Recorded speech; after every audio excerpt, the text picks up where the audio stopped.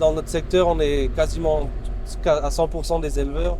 Donc c'est un sacrifice de partir une journée complète. On est obligé de faire nos animaux avant de partir, de les nourrir, de les soigner avant de partir en manifestation comme aujourd'hui. Donc on n'a vraiment pas envie de laisser nos fermes et c'est vraiment pas un jeu pour nous, quoi. Les agriculteurs n'ont pas dit leur dernier mot face au Mercosur.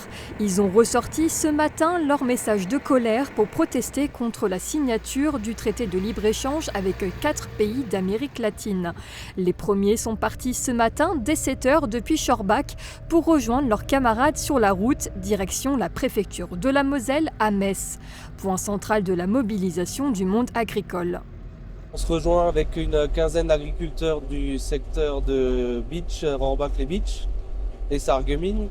Donc c'est une manifestation organisée par la FDSEA et nous, les JA, on rejoint le cortège pour soutenir le mouvement national.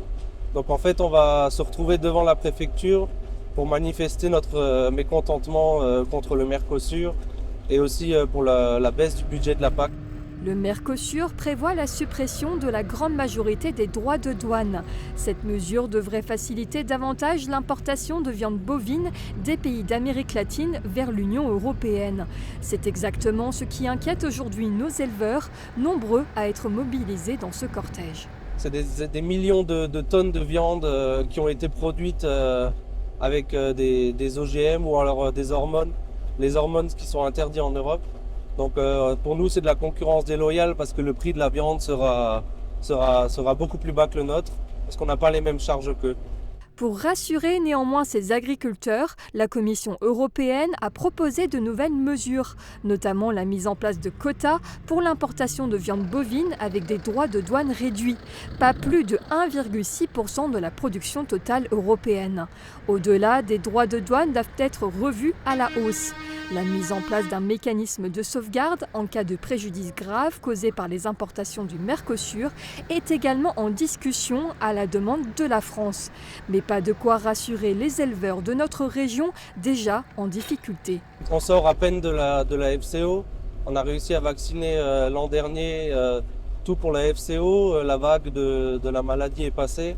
Et maintenant, on est menacé par la DNC qui était aux portes de notre région.